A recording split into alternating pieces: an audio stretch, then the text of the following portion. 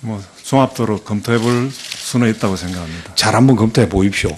사실 정관예우 같은 게 실질적으로 존재하는지에 대해서는 저도 많은 의문을 갖고 있습니다만은 법관들이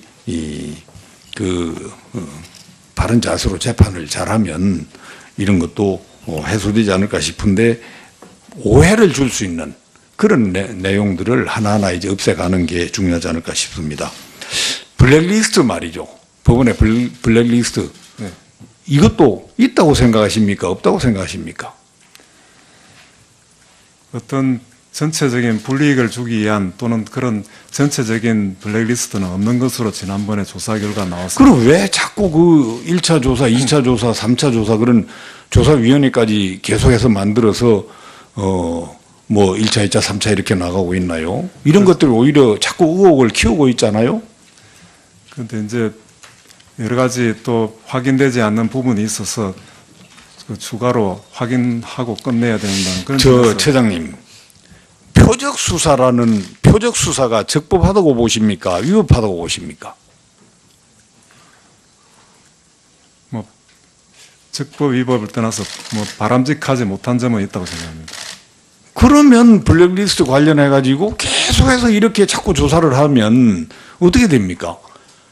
표적 수사는요, 저는 적어도 이거는 위법한 수사로 만들어야 된다고 봅니다. 특정인에 대해서 그 사람의 잘못이 드러날 때까지 계속 파면 안 걸릴 사람이 누가 있어요? 지금 최근에 들어와서 검찰이 그런 짓을 많이 해요. 법원에서 표적 수사로 넘어온 사건들은 법원이 좀 정의롭게 잘 재판에서 해결하기를 바랍니다. 추가 법원에서 지금 조사하는 것은 대법원장께서도 밝힌 바와 같이 그 보완하고 후속 조치를 위한 그런 조사로 갈 수 있습니다. 그렇기 때문에 그 조사 범위와 대상이 엄격히 정해지가 있고 그 범위를 넘어서는 조사되지 않은 걸로 알고 있습니다. 예, 그럼에도 불구하고 법원 내부에서조차 이게 뭐 블랙리스트가 계속 있다고 주장을 하면서 그렇게 예, 조사를 요구하는 그런 의견도 있죠. 네, 그런 의견도 있는 것으로 알고 있습니다. 그 관련해서 말이죠. 인사, 법관 인사, 이거 정말 아무리 강조해도 중요하지 않은 그런 업무인데 법관 인사를 잘하기 위해서는 뭐 여기 보고 내용에도 실질적 법적 영역 평가를 하고 또 실무 능력 평가를 하고 이런 내용들이 들어 있는데 그런 인사를 잘하기 위해서 어떤 리스트를 만들 필요가 있는 거 아닙니까? 예, 인사를 위해서는 여러 가지 평정이라든지 이런 걸 하고 있는데 지금 인사 관련 부서에서 한 것을 문제 삼는 것이 아니고 다른 권한 없는 기관에서 했기 때문에 문제 삼고 있는 것으로 알고 있습니다. 네, 여상규 의원님 수고하셨습니다. 다음 존경하는 이철희 의원님 질의하시겠습니다. 예, 이철입니다. 반갑습니다. 우선 업무 보고한 내용 중에 177페이지에 보면 법원 행정처의 조직 및 기능 개편이라는 항목이 하나 있고요. 179페이지 보면 대법관 제청 절차의 개선, 헌법재판소 재판관 지명 절차의 개선 이런 부분이 있습니다. 근데 제가 좀 유심히 들여다보고 있는 부분인데 아쉽게도 다 검토라고만 되어 있습니다. 그나마 이제 행정처 조직 개편은 TF를 만들어서 좀 해보겠다 이런 건데 처장님께서 대체적인 일정이라도 좀 이렇게 고지를 좀 해주시면 좋을 것 같은데 이렇게 검토만 해오니까 가다가 또 허지부지 될 것 같아서. 예, 대법관 제청 절차에 대한 개선은 대법원장께서도 충분히 할 의지가 있습니다. 그렇지만은 이것은 대법원 규칙으로 정한 사항이기 때문에 일방적으로 할 수 있는 그런 조치가 아닙니다. 대법관 회의를 통과해야 되기 때문에 일단 검토안으로 표시할 수밖에 없습니다. 무슨 말인지 알겠습니다. 그래도 언제까지는 이게 완료하겠다라는 게 일정 정도는 가능하지 않을까요? 아마 지금 8월 1일자 대법관 또 취임이 또 예정되어 있는데 세 분이 예정되어 있습니다. 그 전에 이루어질 수 있도록 노력하겠습니다. 8월 1일 이전에. 예, 8월 1일 제청하기 위해서는 적어도 2달 전에는 이루어져야 될 그렇죠. 테니까. 예. 예. 그때까지는 이 절차는 좀 2달 전이면 6월 1일이 되네, 그죠? 예. 그 5월까지는 마무리해야 되는. 그렇게 예정하고 있습니다. 예, 제가 무슨 특정 기간을 염두에 두고 드린 말씀은 아닌데 개혁이라는 게 일정 없이 가면 마냥 늘어져 버리기 때문에 그런 시한을 좀 가졌으면 좋겠다는 뜻이고요. 사법행정 개선 TF도 좀 시한을 가지고 목표를 가지고 좀 활동했으면 좋겠다는 말씀을 드립니다. 네, 잘 알겠습니다. 그것도 좀 활동 시한을 뒀으면 좋겠고요. 맨 마지막에 이 상고제도 개선도 저도 관심을 갖고 있는 사안인데 여러 방안에 대해서 국민적 합의와 공감대 형성을 전제로 추진하겠다 그러셨는데 이런 건 하겠다는 건지 안 하겠다는지 잘 모르겠습니다. 이건 사실 선택의 문제고 일단 선택을 해야 국민적 공감대를 형성할 수 있다고 저는 보기 때문에 이 점도 좀 일정을 갖고 움직이시는 게 좋겠다는 제 생각을 좀 말씀드리고 싶습니다. 자꾸 미루지 마시고요. 어느 방안이든 국회랑도 협의하시고 여론도 좀 수렴해가면서 일정을 좀 갖고 움직이시면 좋겠다.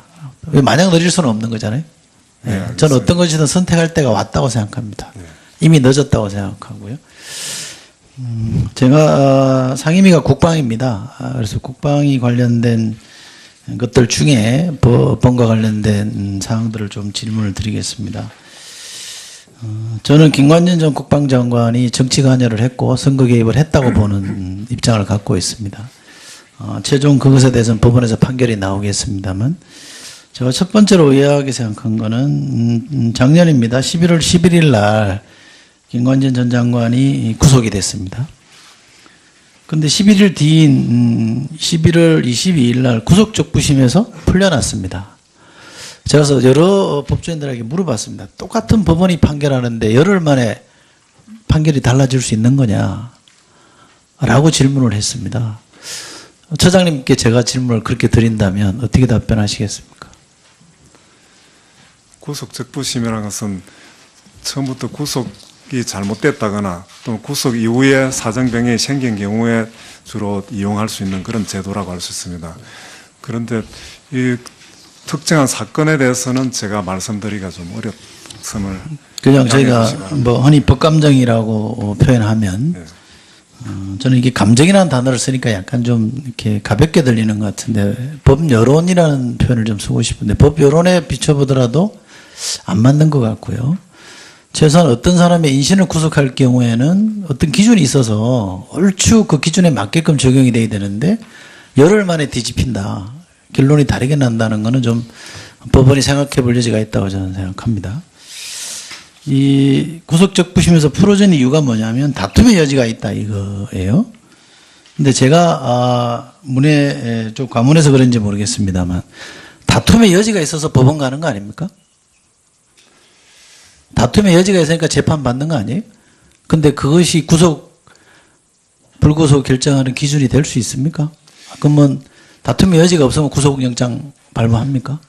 그렇다기보다도 그 구속하기 위해서는 첫째 범죄 혐의가 어느 정도 소명이 돼야 됩니다. 그 소명에 대해서 여러 가지 그 증거 자료라든지 이런 필요한데 그 소명이 좀 부족하다 그런 뜻으로 이해할 수 있을 것 같습니다. 저는 다툼의 여지가 있다라는 게 저만 좀 불만이 있는 건 줄 알았더만 내부의 어떤 부장판사께서 올린 글을 보니까 이 다툼의 여지가 있다는 게 정체불명의 용어다 이렇게 써놨더라고요. 이분이 하신 얘기 보면 저는 뭐 다 동의합니다. 국민들은 바보가 아니다. 당신들은 신이 아니다. 여기 당신들은 판사를 얘기합니다. 조금 과한 표현일 수도 있겠습니다만 일반인의 정서, 여론에 비춰보았을 때 이상한 거는 저는 대체로 이상하다고 보는 생각을 갖고 있습니다. 그래서 이것도 좀 생각해 볼 여지가 있다. 조금 더 진전해서 말씀드리면 법관은 헌법 103조에 따르면 양심에 따라 독립하여 심판하게 되어 있잖아요. 네, 그렇습니다. 그죠? 잘 아시는 걸 겁니다. 국회의원도 양심에 따라 직무를 수행하게 되어 있습니다. 그런데 수없이 많은 비판에 시달리죠. 그 양심이라는 표현을 쓴 이유는 제가 추론컨대 힘 있는 사람이 마음대로 못하게 하고 이른바 힘대로 판결 또는 돈 있는 사람이 돈 써서 마음대로 못하게 하는 돈대로 판결이 아니라 제대로 된 판결을 하기 위해서 그런 조항을 저는 넣어놨다고 생각합니다. 그렇다고 해서 법관 마음대로 이른바 멋대로 판결하라라고 주문하는 근거는 될 수 없다고 저는 생각합니다. 뭔가 기준이 있어야 되고요. 그 기준이 국민 정서에, 국민 여론에 맞아야 된다고 저는 생각합니다.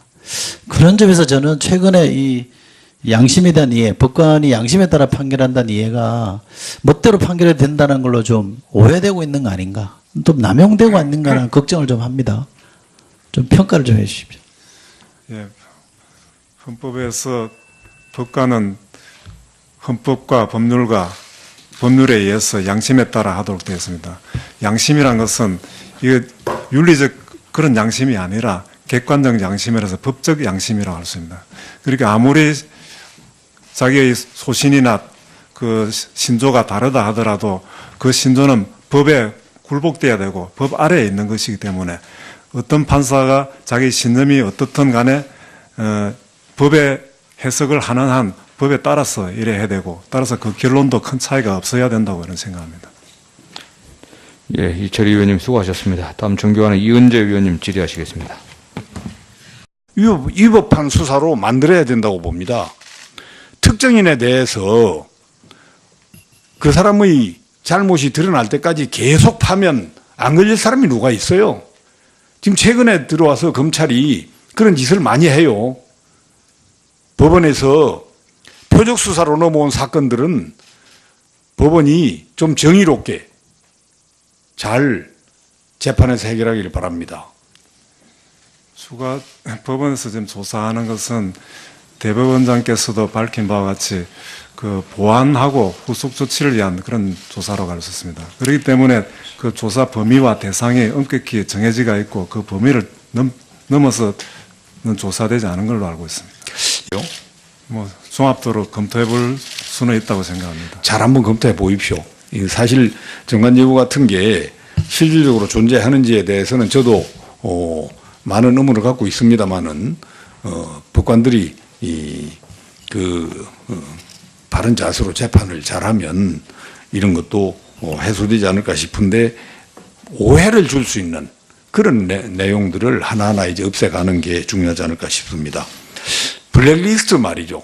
법원의 블랙리스트. 네. 이것도 있다고 생각하십니까? 없다고 생각하십니까?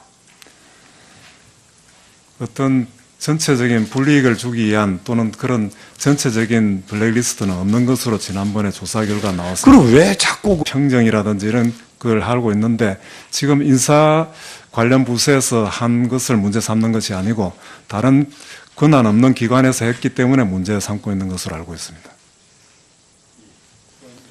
네, 여상규 의원님 수고하셨습니다. 다음 존경하는 이철희 의원님 질의하시겠습니다.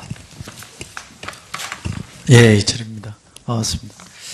우선 업무 보고한 내용 중에 177페이지에 보면 법원 행정처의 조직 및 기능 개편이라는 항목이 하나 있고요. 179페이지 보면 대법관 재청 절차의 개선, 헌법재판소 재판관 지명. 그 1차 조사, 2차 조사, 3차 조사 그런 조사위원회까지 계속해서 만들어서 뭐 1차, 2차, 3차 이렇게 나가고 있나요? 이런 것들이 오히려 자꾸 의혹을 키우고 있잖아요. 그런데 이제 여러 가지 또 확인되지 않는 부분이 있어서 그 추가로 확인하고 끝내야 된다는 그런 저 점에서 처장님, 표적 수사가 적법하다고 보십니까? 위법하다고 보십니까? 뭐 적법 위법을 떠나서 뭐 바람직하지 못한 점은 있다고 생각합니다. 그러면 블랙리스트 관련해 가지고 계속해서 이렇게 자꾸 조사를 하면 어떻게 됩니까?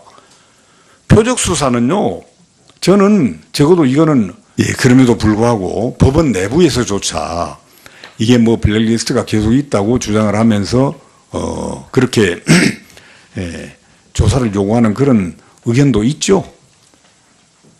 네, 그런 의견도 있는 것으로 알고 있습니다. 그 관련해서 말이죠. 법관 인사, 이거 정말 아무리 강조해도 중요하지 않은 그런 업무인데, 법관 인사를 잘하기 위해서는 뭐 여기 보고 내용에도 실질적 법적 영역 평가를 하고 또 실무 능력 평가를 하고 이런 내용들이 들어 있는데, 그런 인사를 잘하기 위해서 어떤 리스트를 만들 필요가 있는 거 아닙니까? 예, 인사를 위해서는 여러 가지